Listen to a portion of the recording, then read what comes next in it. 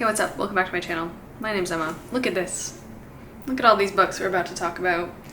Where am I gonna put these? I'm gonna put them on the cat tree. So welcome back to my channel. I hope you're all doing well. This is my October wrap-up. Recently I feel like I've been keeping my wrap-ups a bit shorter, but this time I feel like I have so many books to talk about and so many things to say that who knows? Who knows how long you're gonna be here. Grab a drink, grab a snack, grab a cat. Any old cat will do. I had a really good reading month. I read a lot of books. I don't know exactly how many, but I guess by the end of this video I will know, and so many of them were so good. So I'm just gonna pull at random here. Let's see. Okay, let's start with this one, because this one I read in like 2 sittings.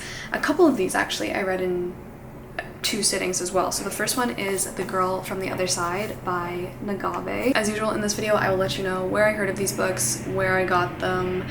The links to them will be in the description box of the video, and of course, if I think you should read them, who I think would enjoy them. So this is a manga about a little girl named Shiba, and she lives on the outside, even though she is an insider. So in this world, there is the outside and there is the inside. The creatures or beasts or animal-like things that are on the outside are said to be cursed, and everyone who lives on the inside hates them, fears them, doesn't want to be touched by them, because if they touch you, you will be cursed. So it is a little fairy tale about Shiva, who is this little girl, and then the beast or the cursed one or the outsider who takes care of her, because not all the stories are true. On the back, this is compared to a quiet fairy tale. It's like a serene fable. This is what the art style looks like. I confess myself a little bit disappointed. I really didn't fall in love with this like I wanted to. I heard about this one on BookTube, and there's 2 reasons. I think the story in general wasn't captivating to me. I didn't really care too much. I felt like the stakes were really high, but I didn't care that the stakes were really high as well. A lot of this is very dark, literally. So a lot of the time when I was reading it, I was just like, what am I actually looking at? Like, the art style sometimes can be a little hard to deal with, a little hard to like actually figure out what it is that I'm seeing. And I know that is very much to do with the style and the mood of the story. It's always dark and raining on the outside, it feels like, but a lot of it I'm just like, what am I actually looking at? And so it was a little bit difficult to get into the story because I felt like I was just straining my eyes the whole time. There's not a ton of dialogue, and so it's really hard to get into the emotions of our characters. I would have liked a little bit more explanation of things. Of course, this is just book 1, so it is definitely setting up a bunch of things to come, but on the whole, it didn't make me want to keep reading the series. So if anyone is reading The Girl from the Other Side, definitely let me know if it is worth continuing on with, because as of right now, I think I gave this a generous 3 stars. I would recommend this manga if you like the manga Yotsuba. This to me seems like fantasy Yotsuba with much darker themes and tones. That is the first one. One that I did really like, I got this thrifted, and it was on my syllabus for this month at school, and wow. That is White Sargasso Sea by Jean Rhys. I have never read this, and I don't think I really knew until I started reading it and studying it at uni that White Sargasso Sea is a little bit of a retelling or reimagining of Bertha's life from Jane Eyre. I don't think I had ever put that together or really knew that was what White Sargasso Sea was about. So in this novel, Jean Rhys takes Bertha from Jane Eyre, Mr. Rochester's attic wife, and she gives her her whole life back, essentially. She gives her her whole backstory. We see who she was long before she was ever married to Mr. Rochester. Her name is actually not Bertha in here, it's Mr. Rochester, who is an unnamed Englishman in this novel, who bestows her with the name Bertha. So before she ever becomes Bertha, before she ever goes to England or gets locked in an attic, she is the beautiful and tragic Antoinette Causeway. This takes place in Jamaica, and in this book, Antoinette is living alone with her mother. Her father has died. Her family has in the past owned plantations on the island, which are now all pretty much crumbling, decaying buildings because slavery has been outlawed, and so they are still just on the island. For feeling very threatened, obviously, because they're still on land that is not theirs. And of course, they've made their living off of people who either lived or were brought to Jamaica. Antoinette and her family, she has a younger brother, and recently her mother has remarried, so she now has a stepfather. They find themselves the target of a lot of rage and violence and protests. And so she eventually has to leave her home, which for her she describes as like Eden, as paradise. Jean Rhys's writing in here is gorgeous, but at times I found it very hard to follow along, and at times I did find myself struggling. It's been a while. Who would I compare this to? It's been a while since I found like a classic writer or an author or modern classic that I've been like, ooh, this is going to take a little bit of work to grapple with the writing style. Not really comparable to Henry James in Turn of the Screw, but it is kind of that like, dizzying, changing perspectives, not your average sentence structure, and it just does take a little bit of work, takes a lot of attention. I found it took a lot of my attention to really make sure I was comprehending everything. Our garden was large and beautiful as that garden in the Bible. The tree of life grew there, but it had gone wild. The paths were overgrown, and a smell of dead flowers mixed with a fresh, living smell. Orchids flourished out of reach, or for some reason not to be touched. One was snaky looking, another like an octopus with long, thin brown tentacles bare of leaves hanging from a twisted root. So gorgeous. This is also split between Antoinette's perspective, and then we do get the perspective of Mr. Rochester. So you kind of follow her life falling apart, questioning where she belongs. The allusion to the wide Sargasso Sea is that it's this huge, very debris-filled sea with lots of flotsam, lots of infamous seaweeds and plant life that lots of people get stuck in or bogged down in or trapped in, or like that image of it wrapping around your ankle and pulling you down. And you just follow like her grappling with like, who am I? Just looked down on by the white Englishmen and those of Mr. Rochester's class because she's not English. She wasn't born on English soil, and so there's this huge divide that she is lesser than they are. So she just doesn't really seem to belong anywhere at all. As well, this does touch on, of course, the madness that takes place in Jane Eyre, and you kind of find out why Bertha is the way that she is. Everything that produces who she is in Jane Eyre you can kind of see in Wide Sargasso Sea. So I really enjoyed this. Definitely a really fun challenge. 4 stars for me, and I would love to read some more of Jean Rhys's work, because Jean Rhys was very salty in her own time that Wide Sargasso Sea, which I think was her last novel, was the one that like pushed her to fame, and is pretty much the only novel that most people have read from her. So I would love to see what else she has, because this is also the only novel I've read from her. So that is Wide Sargasso Sea. I would really recommend. Bouncing to another disappointment, this one I listened to on audiobook, and that is The Silence of Bones by June Her. I love this cover. I love this cover. This was also sent to me. It was a gift. Thank you so much. This one I have heard of before, I think just on booktube as well. This is a young adult historical fiction murder mystery set in 1800s Chosun, or in Korea. In this one you follow a young girl who basically is an indentured servant to the police force, because at this time men working as police officers and as inspectors weren't allowed to do things like touch female victims, go through women's belongings to search for clues or anything like that. Only other women and other girls could touch other women and go through other girls' objects and, you know, stuff. So when a very prominent noblewoman is found stabbed in the street, she is called in to, you know, touch the wounds, remove clothing, go through this woman's house, go through her belongings, to work closely with the chief inspector on the case to find out why, and of course who murdered her. So I had a lot of complaints about this one. I'm gonna try and keep it just short and sweet. The writing, very stiff, very awkward. It felt very brittle, very liable to just snap and break. It felt so stilted. The dialogue especially was just so like thick, wading through thick molasses, where it's so hard to try and get out what you're trying to say to someone else. I think the story itself was so bogged down by minute descriptions of everything that was going on in that stilted language that it was so hard to get invested. Everything was just kind of revolved in a very sterile way around the case. This book does also deal with a lot of conspiracy.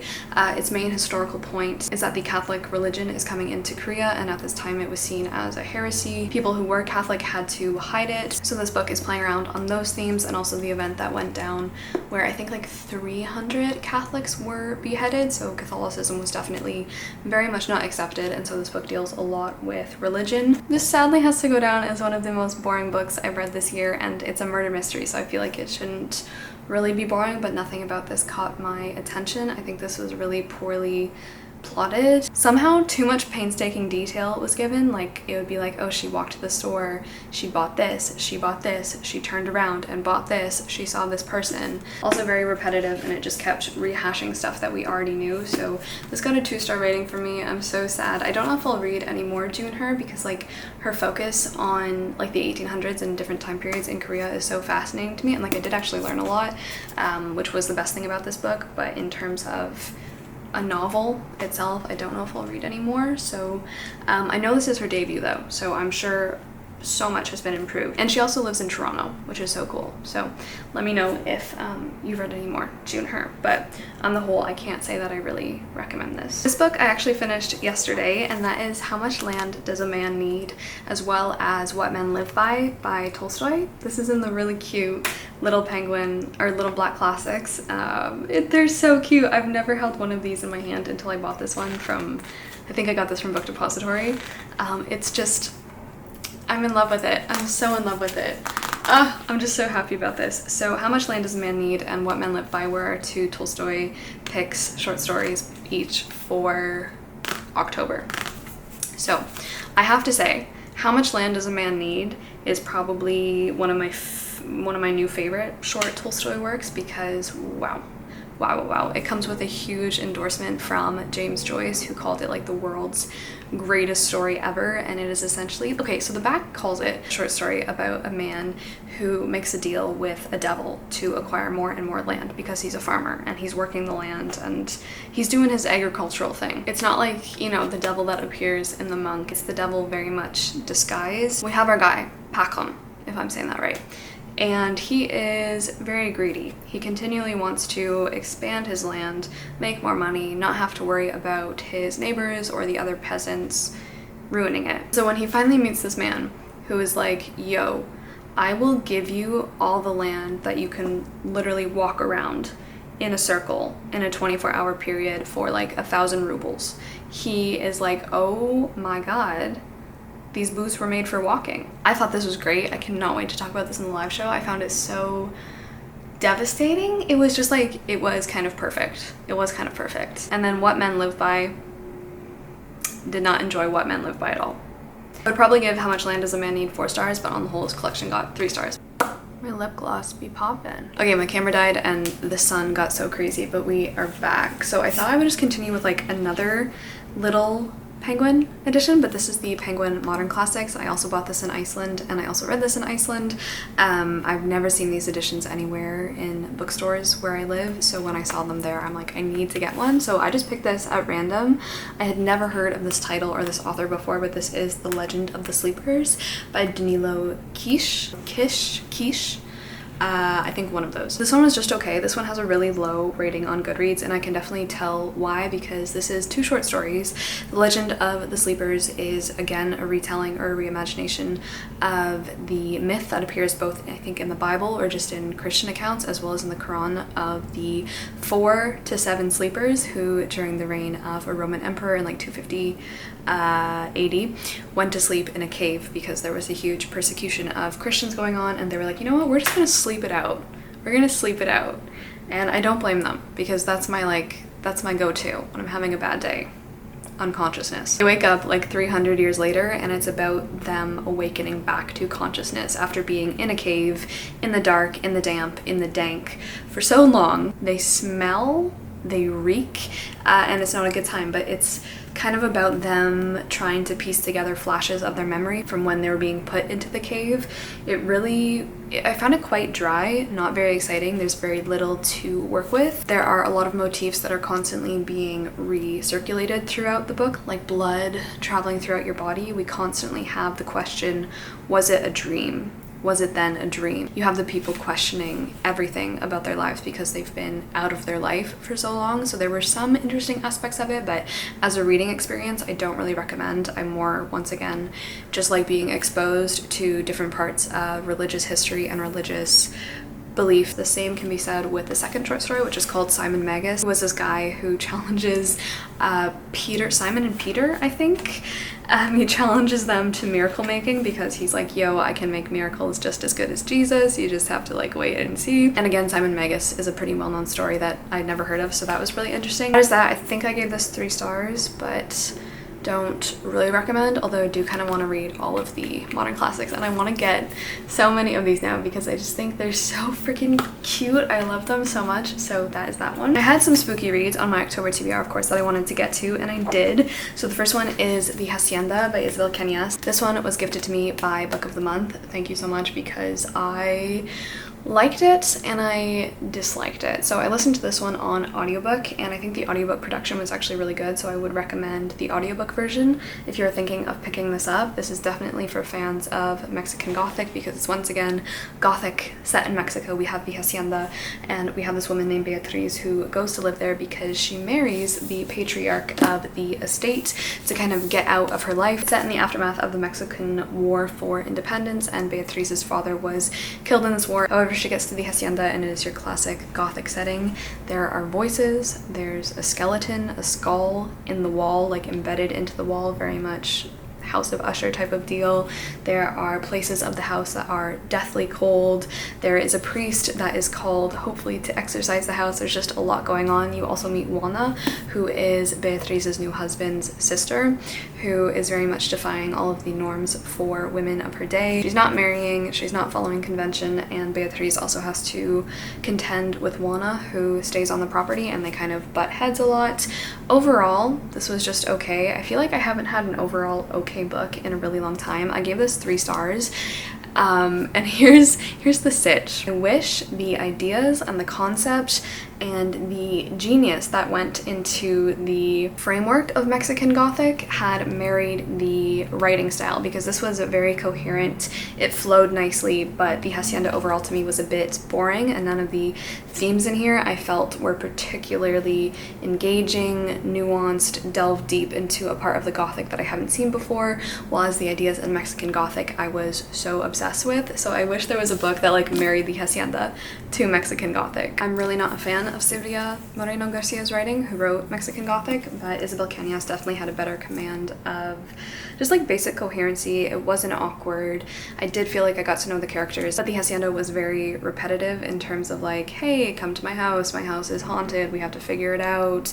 The house would do the same things because the house is very much a character in here. It really kept rehashing the same thing over and over again to the point where it feels like nothing really happened in this book. It's just the same thing happening over and over again. Beatriz also becomes a little bit too close with the priest that she employs to help her contend with the house because she's now terrified of the house.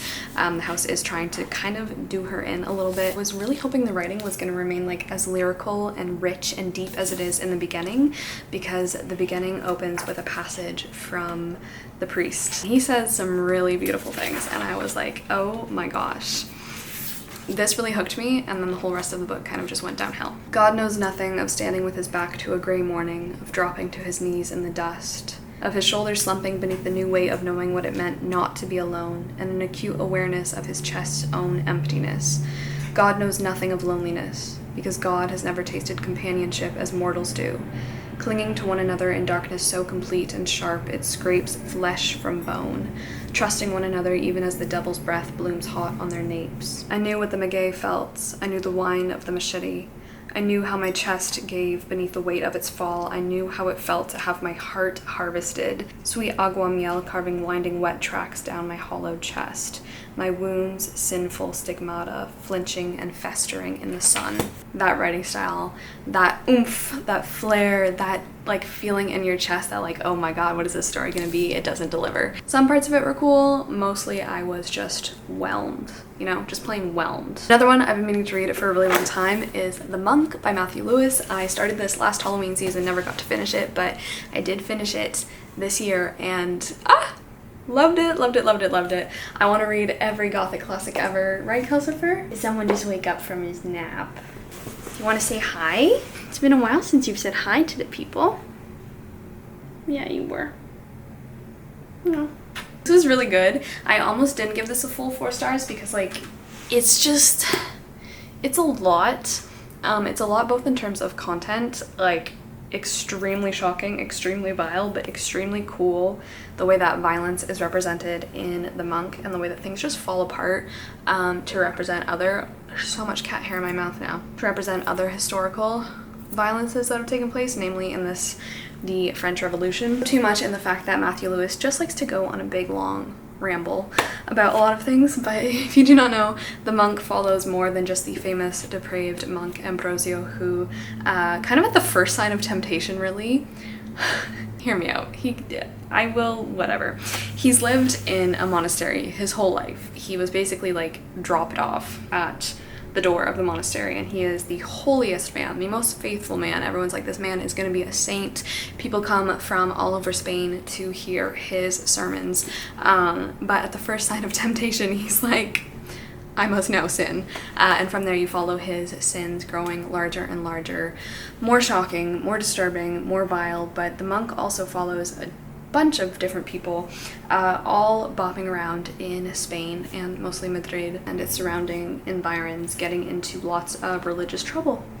We have Lorenzo and Lorenzo's sister Agnes. We have Matilda, who is tempting our monk, and we also have Agnes's lover in the mix as well. All of their paths converge, intertwine, ton of violence, ton of commentary on religious powers, religious institutions, and of course the French Revolution as the anxiety fueling this book. So I did really like that. The ending of this book is just like jaw-dropping moment after jaw-dropping moment, because things get wild. It's considered also like the first horror novel in English, which like I guess, but that was cool. Audiobook that I listened to and I'm already forgetting about it, and I don't want to dwell on it for too long because it's utterly forgettable is the right word, is Among the Beasts and Briars by Ashley Poston. This is like a young adult fairy tale-esque world where we follow Karis. Random note, I've never read a book with a character named Karis in it, so that was cool.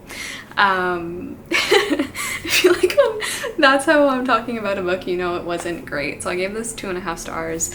I really wanted this to just be light, fun, make me smile, but it didn't. So Karis is the royal gardener, and I love books like that. I love books about like the surrounding people that either work for or are friends with the royal family, like they're not royals themselves. But Karis finds herself running through the woods with the crown on her best friend's coronation day, because her best friend is set to be the new queen once her father has passed through the world of the living.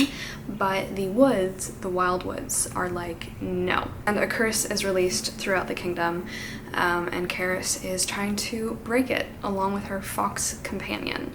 This just felt like it didn't know where it was going. I didn't know where it was going. The scenes were very choppy. So much of this book is just in the forest doing forest things, but not in a fun way. It was extremely repetitive, and the romance in here, I was kind of expecting a little dash of romance, but I wasn't really a fan. I didn't feel the chemistry at all, and overall it just got 2.5 stars. So just kind of basic, forgettable.